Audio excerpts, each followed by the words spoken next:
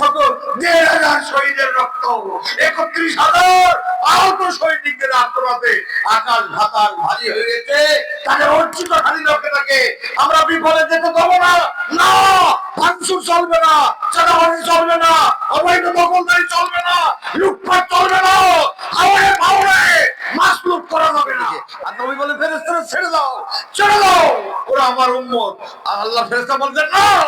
সূরা আল বাকারায় যে আছে সুদের বিরুদ্ধে সংগ্রাম, তারা বড় বড় খানকা, বড় বড় মজমা, কোটি কোটি লোক তারা এক জায়গায় দুয়ার অনুষ্ঠান করে, কিন্তু একটা বারও বলে না গভর্নমেন্ট সুদ ভিত্তিক অর্থনীতি ভেঙে দিয়ে এই দেশে আল্লাহর কোরআনের বিধানের অর্থনৈতিক পতাকা উড়িয়ে থেকে আওয়াজ আসতো। ওয়াজ মাহফিল, মাদ্রাসা, সেমিনার, সিম্পোজিয়াম, ইসলামী ধর্নার প্রত্যেকটা জায়গা থেকে দিদি শুধুটাও গভর্নমেন্ট। তাহলে সুদ থাকতো। এত বড় পাপ জাতির জীবনে ঘাড়ে সর হয়ে বসে আছে। কি করে আলেম ওলামা, পীর মাশায়েখগুলি, বিভিন্ন ইসলামী দলগুলি একে আরেকজনের দেখতে পারবে না কেন? এই অবস্থার মোকাবেলায় ঐক্যবদ্ধ হওয়া লাগবে না, লাগবে না, লাগবে না? তাই ঐক্যবদ্ধ হয়েই এর মোকাবেলা করতে 70 জন শহীদ রয়েছে। কারা নবীকে কারা মেরেছে? নবী কপাল ফুরিয়ে গিয়ে, কপালে কড়া ফুরিয়ে গিয়ে ফুটিয়ে গেছে, রক্ত বেরিয়েছে ফিনকে দিয়ে। সেই খুন ধরা রক্তাক্ত ইসলামের সঙ্গে শুধুমাত্র কালেমা, নামাজ, রোজা, হজ, যাকাত, ইসলাম আর গোটা কোরআন বাদ।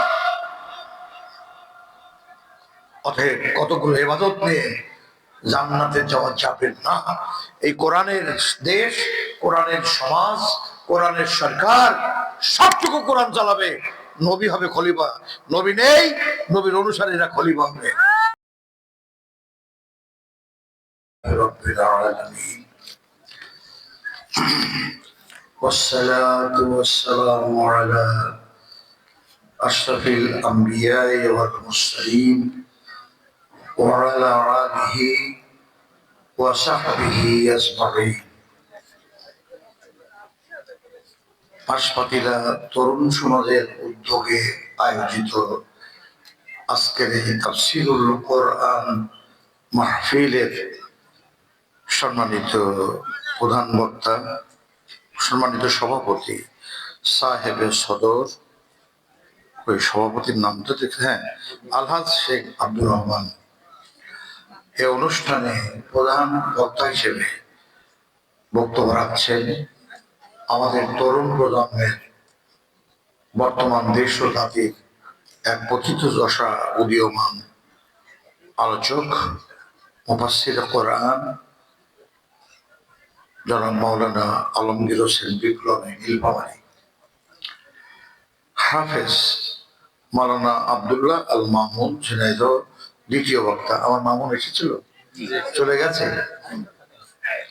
তৃতীয় বক্তা প্রধান পরিচালক হযরত মাওলানা আবু সাইদ যশোরী, ধর্মীয় আলোচক দীপ্ত টিভি ঢাকা ও খতিব বলাবাড়িয়া জামে মসজিদ। হ্যাঁ, এ তো আমাদের রকম ভালো ছেলে। তো কষ্ট রে, আবু সাইদ তো নেই দুনিয়ায়।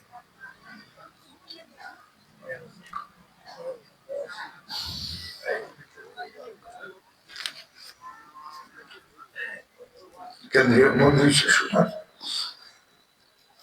বক্তব্য চলাকালে বুলেটের মতো বক্তব্য রাখলো। আমার ও আজকে এভাবে গলা বাড়িয়ে কথা বলছে কেন? বৈঠক চলাকালীন শোনা গেল, সে আর দুনিয়াতে নাই। চৌগাছা জিগর স্যার, নির্বাচনী এলাকার সাবেক এমপি মরহুম মুফতি আবু সাইদ। হঠাৎ করে আমি অত্যন্ত ভারী হয়ে গিয়েছি। মুআজ্জাজ উলামায়ে কেরাম, আমন্ত্রিত অতিথিবৃন্দ, আমার প্রাণের চেয়ে প্রিয়, আমার মাটি ও মানুষের সকল পর্যায়ের প্রিয় ভাই ও বোনেরা, মা ও মেয়েরা, বোনেরা, বয়োজ্যেষ্ঠ বয়োকনিষ্ঠ, স্নেহের কচি কাঁচা, আমি সকলকে আমার হৃদয়ের গভীর থেকে সালাম জানাচ্ছি। দলমত নির্বিশেষে, ধর্ম, বর্ণ, অন্যান্য গোত্রের প্রতি আমি শুভেচ্ছা জ্ঞাপন করছি। কথা অতি সংক্ষেপ। আমি প্রথমেই যে প্রতিবাদটা করতে চাই, ইসলাম কোনো ধর্মের নাম না। I would like to make a violent protest. ধর্মধয়ের সঙ্গে দৃঢ়প্রত্যয় লোকে ধারণ করা থেকে কোন কোন ধর্মগ্রন্থ থেকে কোন আমল থেকে এটা এসছে এটা আসবে না। আল্লাহ যদি সংসদে তরফে দেয় সেদিন অনেক কথাই বলা হবে। আমি ওদিকে যাব না। মানুষ লেখাপড়া কম জানে, এক লাইন বললে 10 লাইন উল্টো পাল্টা বলে। তো আমি সেদিকে যাচ্ছি না। আল্লাহ নাম রেখেছেন দ্বীন ইসলাম। কি?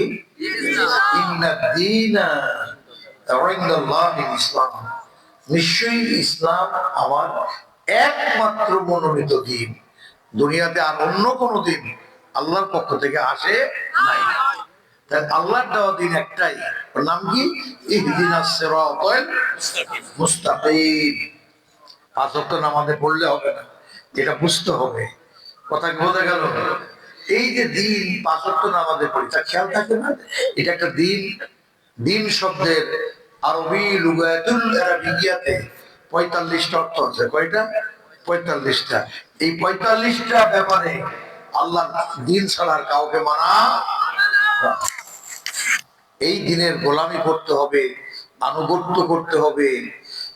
একটা হুকুম লঙ্ঘন করাই আজাদ যদি শয়তান হয়। কোরআনে তো 6666টা আয়াত, ম্যাক্সিমাম আমরা বাদ দিয়ে রেখেছি। 6166টা আমরা মানেই না। তাহলে আমরা কতবার শয়তান হই তার হিসাব আছে? কি কথা ঠিক না বেটে? তাই বলে মানুষ শয়তান না, মানুষ তো মানুষ। বলে স্যার শয়তান বলে গেল, ভুল বুঝবেন না। আল্লাহ বলতে এটা আমার দেওয়া একমাত্র মনোনীত জীবন বিধান। তাহলে কার বিধান? আমার কথা এই ছবি তুমি উল্টো পাল্টা বুঝে শুনে কথা বলবা। এটা জীবন বিধান মানে জীবনের বিধান, যেই বিধান দিয়ে জীবন চালাতে হবে, যেই বিধানের আনুগত্য করতে হবে, গোলামি করতে হবে জীবনের প্রত্যেকটা পরতে পরতে। এবার বুঝেছো তুমি?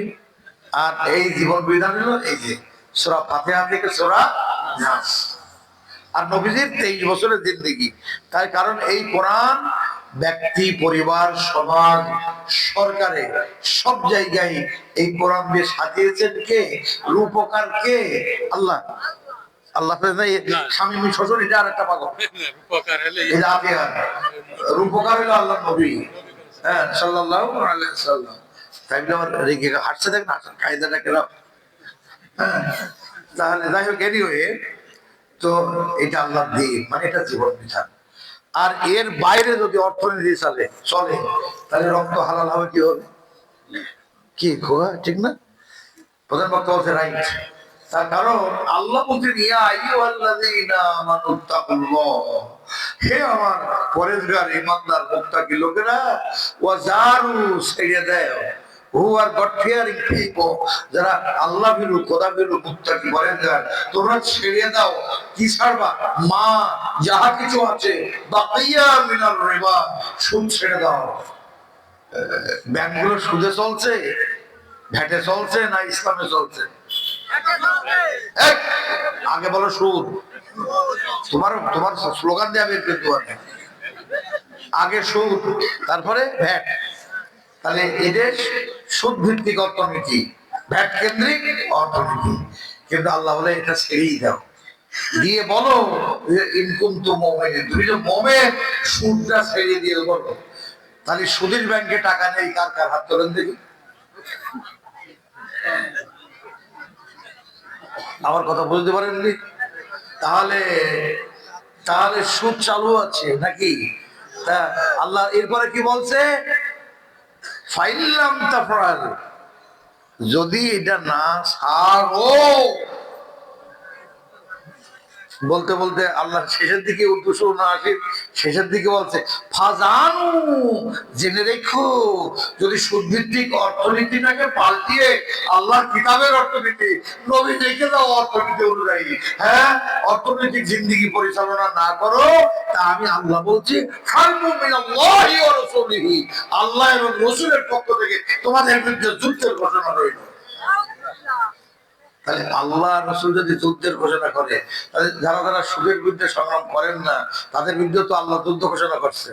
তাহলে যতই নামাজ পড়ো, রোজা করো, হজ করো, যাকাত দাও, আল্লাহর দেওয়া যুদ্ধ, রসুলের যুদ্ধ থেকে আমরা কি বাঁচতে পারবো? আমরা কি বাঁচতে পারবো? কিয়ামতের ময়দানে আবে হায়াতের কাউসারের পানির পেয়ালা নিয়ে রাসূল সাল্লাল্লাহু আলাইহি ওয়াসাল্লাম দাঁড়িয়ে থাকবেন। আচ্ছাই হাদিস, সময় নেই এখন। বলিয়ে কামেল পীরে মুকাদ্দাল এবং ইসলামী চিন্তাবিদ, ফাকাফিল্লাহ, ফানাফিল্লাহ, বাকাউল্লাহ, গোলাপউল্লাহ, রকমারি প্রকৃতির আলেম ওলামা, পীর মাশায়েখরা, আমি মতিয়ারও মনে করেন আল্লাহ মাফ করুন, মতিয়ারও না থাকি, দৌড়িয়ে যাবে নবীকে দেখে। আর নবী বলে, ফেরেশতারা ছেড়ে দাও, ছেড়ে দাও, ওরা আমার উম্মত। আর আল্লাহ ফেরেশতা বলছেন, না, সূরা আল বাকারায় যে আছে সুদের বিরুদ্ধে সংগ্রাম, তারা বড় বড় খানকা, বড় বড় মজমা, কোটি কোটি লোক তারা এক জায়গায় দুয়ার অনুষ্ঠান করে, কিন্তু একটা বারও বলে না গভর্নমেন্ট সুদ ভিত্তিক অর্থনীতি ভেঙে দিয়ে এই দেশে আল্লাহর কোরআনের বিধানের অর্থনৈতিক পতাকা উড়িয়ে দাও, অর্থ মন্ত্রণালয়ে কি করার না বেঠে একবারও বলে না। যদি খানকা থেকে আওয়াজ আসতো, ওয়াজ মাহফিল, মাদ্রাসা, সেমিনার, সিম্পোজিয়াম, ইসলামী ধর্না, প্রত্যেকটা জায়গা থেকে দিদি শুধুটাও গভর্নমেন্ট, তাহলে সুদ থাকতো। তাহলে এই সুদ যারা চালু করে তারা তাগুত না মুমিন? হ্যাঁ, তাহলে এই তাগুতকে যারা সমর্থন করে তারা কারা? এই তাগুতের পক্ষে যারা ঝাড়ে এরা কারা? তাগুত না? সব তাগুত। আর এই অর্থনীতি ভেঙে যারা এদেশে কোরআন মোতাবেক প্রণীত অর্থনৈতিক নীতিমালা অনুযায়ী দেশটাকে আনতে চাই ইসলামী ব্যাংক পদ্ধতির মাধ্যমে, তারা কারা? তারা মোমেন, তারা অর্থনৈতিক যোদ্ধা। জাহেলি অর্থনৈতিক ইহুদি ব্যবস্থাপনার বিরুদ্ধে তারা যোদ্ধা। এটা জান্নাতি। শোনালা পড়বেন না? পড়বেন না? সূরা মাইদাতে আল্লাহ 44, 45, 47 কি বলছে? আরেকটা কথা না বললে হবে না। ইবনে মাজাহ শরীফের মধ্যে সুদ সম্পর্কে আল্লাহ রাসূল বলছেন যে সুদের 70 রকমের পাপ। কয় রকম পাপ? সবচেয়ে ছোট্ট পাপ জননী মাকে, আহা বললাম না, নিকাহ করা, বুঝে নিয়েন। এত বড় পাপ জাতির জীবনে ঘাড়ে সর হয়ে বসে আছে। কি করে আলেম ওলামা, পীর মাশায়েখ গুলি, বিভিন্ন ইসলামী দলগুলি একে আরেকজনের দেখতে পারবে না কেন? এই অবস্থার মোকাবেলায় ঐক্যবদ্ধ হওয়া লাগবে না? লাগবে না? লাগবে না? তাই ঐক্যবদ্ধ হয়েই এর মোকাবেলা করতে হবে। সূরা মাইদাতে আল্লাহ বলছেন যে ওয়াল্লাম ইয়াকুল বিমা আনজালাল্লাহু ফাউলাইকা হুমুল কাফিরুন। আল্লাহর আইন নিয়ে যারা বিচার ফয়সালা করে না তারা কাফের। এ কত আকার, কত আকার, কত আকার! বিগত 54 বছর দেশের গেল, পাকিস্তানের 24 বছর গেল, বাংলাদেশের 54 বছর গেল। সুদ কি উঠেছে? ঘুষ উঠেছে? জিনার লাইসেন্স উঠেছে? অথচ আল্লাহ বলছে না জিনার ধারে কাছে যেও না। তাহলে আল্লাহ যা যা নিষেধ করবে, তাগুতের চরিত্র হলো রাষ্ট্র শক্তিকে কাজে লাগিয়ে আইন রচনা করে আল্লাহর আইন অমান্য করা। কি কথা ঠিক না বেটি? এটা তাগুতের ধর্ম। বুঝতে কষ্ট হচ্ছে? আমার আল্লাহ বলছেন যারা আমার আইন দিয়ে বিচার ফয়সালা করে না তারা কাফের। সূরা মাইদা 44, 45 বলছে তারা জালেম। শর্ট করছে, মানে আমি ছেড়ে দেবো। 45 বলছে তারা জালেম।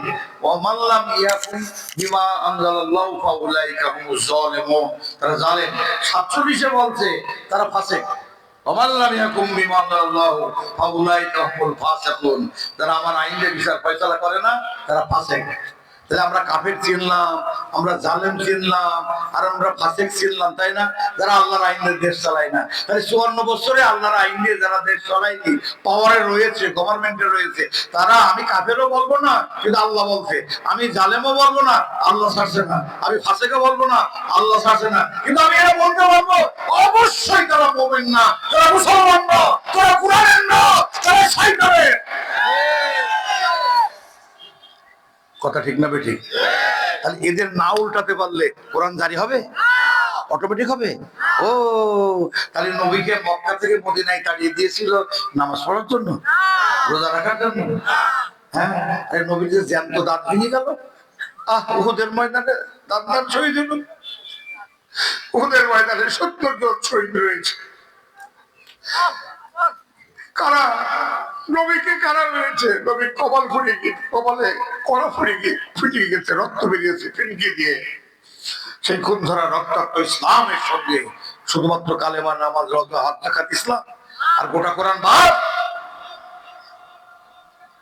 অতএব কতগুলো ইবাদত নিয়ে জান্নাতে যাওয়া যাবে না। এই কোরআনের দেশ, কোরআনের সমাজ, কোরআনের সরকার, সবটুকু কোরআন চালাবে। নবী হবে খলিফা, নবী নেই, নবীর অনুসারীরা খলিফা হবে। বলবেন না? তাহলে এই সুযোগটা শোনেন, আপনি আম গাছ লাগিয়ে আলোচনা সঙ্গে করতে হবে। বাচ্চা হলো প্রধান বক্তা, বাচ্চা একদম বাচ্চা না, মোটামুটি আলেম হয়ে উঠছে। তা আমি কি বলছিলাম যে আম গাছ লাগিয়ে কাঁঠাল পাওয়া যায় কি যায় না? কাঁঠাল লাগিয়ে কমলা পাওয়া যায়, কমলা লাগিয়ে আঙ্গুর পাওয়া যায়। তাহলে যারা কোরআনের নয়, হাদিসের নয়, দল করে কোরআন হাদিস বিরোধী, ও নামাজি নামাজি, তুমি কিরাম নামাজি গো, কোরআনের দল করো না। ওর কথা, তুমি কে? তোমার না কে থাকতে কয় কিনা? তুমি কোরআন চেনো না, নবীর দাঁত ভাঙা রক্তাক্ত দল বোঝো না, তুমি কি জানি খামাকারো জারি করছো? কি কথা ঠিক না বেঠিক? তুমি হজরত আমার কি জানো, তোমার হজরতের লাভটা কি? যারা ধরাপাতের একদিক পড়ে তারা কিন্তু লাভ লোকসান বোঝে না। এই যে কোরআন, আমি না বাবা এই পাকেট, আমি তোমার একটু জায়গা রুইয়ে দিয়ে যাচ্ছি, তুমি সব একদম মেজে সমান করে ফেলা। এটা কি আমার হাতে? এটা কি? এই আল্লাহ তোমার মার মধ্যে কিছু তোমার মুখরা কোথাকার কোরআন, এইটা কি হাতে? কোরআন এলা আল্লাহর কালাম বলো, আল্লাহর বাণী বলো, সমস্যা নেই। তো এ সূরা মুহাম্মদের 1 নম্বর আয়াতে আল্লাহ বলছে, কয় নম্বর? 1 নম্বর। রাখো, ও মাল আছে বলে আওয়াজ হয়, ও আর আকাশ পাল্লা যায়। ওই কাঁঠালেরটার এই যে কাঁঠালেরটার গলা জ্বর বেশি, কিন্তু জ্বর বেশি হলো ওর চোখ মুখ বেরিয়ে গেল, তার সঙ্গে পাল্লা দেবে। এটা কি বলছিলাম তুমি? এটা কি? কোরআন। সূরা মুহাম্মদের 1 নম্বর আয়াতে আল্লাহ বলছে, আল্লাযীনা কাফারু, যারা আমার দ্বীনকে অস্বীকার করে, মানে কোরআনকে অস্বীকার করে, তাই তো? হ্যাঁ, ওয়াসাদ্দু, এবং বাধা দেয়, আন সাবিলিল্লাহ, আল্লাহ দ্বীন কায়েমের পথে বাধা দেয়। যারা মাওলানা মতিউর রহমান নিজামীকে ফাঁসি দিয়েছে, সারা পৃথিবীর 500 জন ইসলামী চিন্তাবিদের তালিকা প্রণয়ন করেছে আমেরিকান ইউনিভার্সিটি। হ্যাঁ, তার এই 500 জনের মধ্যে একটা লোক বাংলাদেশে, নিজামী সাহেব 43 নম্বর, একটা মাত্র লোক এই তালিকায়, আর তাকে ফাঁসি দিয়ে হত্যা করেছে। সারা পৃথিবীর কোরআনের পাখিগো, গভর্নমেন্ট, সৌদি গভর্নমেন্ট তাকে কাবার ভেতরে ঢুকিয়ে সম্মানিত করেছে। আল্লামা সাইদি রহমাতুল্লাহ আলাইহিকে জেলখানায় পরিকল্পিতভাবে হত্যা করেছে। এমনি ভাবে ইসলামী আন্দোলনের 1 ডজনেরও উপর বিশ্ববরেণ্য নেতৃবৃন্দকে ফাঁসি দিয়ে ঝুলিয়ে সেটাকে হজম করার মতো ইতিহাস গোটা দুনিয়ার ভূখণ্ডে বর্তমান শতাব্দীতে আর নেই। আমার কথা কি বোঝা গেল? এই অবস্থার মোকাবেলায় আমার বৈষম্য বিরোধী কোটা আন্দোলনের তরুণ সোনামানিকদের রক্ত, আর কৃষক, ছাত্র, মেহনতি, পেশাজীবী, শ্রমজীবী, আইনজীবী, পেশাজীবী সমস্ত জাতির রক্ত একাকার হয়ে রংপুরের আবু সাঈদ ইয়াসমিন মুগ্ধ শুভ সহ রংপুর বা বিভিন্ন জায়গার সকল 1,500 শহীদের রক্ত, 31,000 আহত সৈনিকদের আত্মনাতে আকাশ ভাতাল ভারী হয়ে গেছে। তাদের অর্জিত স্বাধীনতাকে আমরা বিফলে যেতে দেবো না। না, ভাঙচুর চলবে না, চাঁদাবাজি চলবে না, অবৈধ দখলদারি চলবে না, লুটপাট চলবে না, খাওয়ারে পাওয়ারে মাছ লুট করা যাবে না। ব্যথিত, বঞ্চিত, লাঞ্ছিত, ভাগ্যত, নিপীড়িত, অধিকার হারা, অসহায়, অনাথ চিত্ত মানুষের পাশে গিয়ে দাঁড়িয়ে বাংলাদেশটাকে আগামী পার্লামেন্ট থেকে জনজীবনের প্রতিটি স্তরে কোরআন সুন্নাহর মানব সেবার জীবন্ত পতাকা উড়িয়ে দিয়ে আগামী পার্লামেন্টকে কোরআনের পার্লামেন্টে পরিণত করতে হবে। ঝাঁপিয়ে পড়ে জনগণের রায় পেতে হবে। আপনারা রাজি আছেন?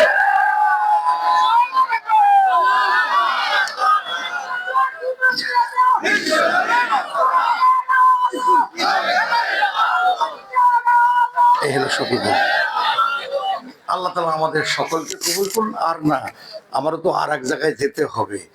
আমি এরম জোর কিন্তু অন্যান্য জায়গায় দিইনি, এখানে একটু দিলাম যে দেখে দিন আমার কোটচাঁদপুরের ইসলামিক মুভমেন্টের ধারটা কিরাম আছে নাকি মহিলা। তুমি করেছো তত খুঁজ যাবে, সকলে বলেন আমি। বাকি কথা সব বলবেন এসে। এসনে রায় কাদেরকে দেবেন? সূরা নেসার 58টা তুমি বলবা, সূরা নূরের 55টা বলবা, যে আল্লাহ তাআলা কাদের ক্ষমতা দেবে আর কারা এই দেশ চালালে রহমত বরকতের সমস্ত দরজা আল্লাহ খুলে দেবে। ওয়ালাউ আন্না আহলাল কুরআন আমানু ওয়াত্তাকাউ লা ফাতাহনা আলাইহিম বারাকাতিন মিনাস সামাই ওয়াল আরদ। যদি কোনো জাতি, কোনো জনপদ, কোনো বংশ, কোনো জনগোষ্ঠী, কোনো দল ঈমান আর তাকওয়ার উপরে দাঁড়িয়ে যায়, আল্লাহ বলছেন আমি লা ফাতাহনা খুলে দেবো আলাইহিম ওই জনগোষ্ঠীর জন্য বারাকাতিন মিনাস সামাই ওয়াল আরদ, আসমান জমিনের বরকতের সমস্ত দরজা খুলে দেবো ইনশাআল্লাহ। আগামী পার্লামেন্ট হবে কোরআনের বাংলা পার্লামেন্ট, তাই না? আল্লাহ বরকত দেবেন। সেদিন হলো আফগানিস্তান সারা পৃথিবীর এখন তারা অর্থনৈতিক ভাবে তারা ওয়ার্ল্ড পাওয়ারে, সুপার পাওয়ারে পরিণত হয়ে গেছে। আসসালামু আলাইকুম ওয়া রাহমাতুল্লাহ।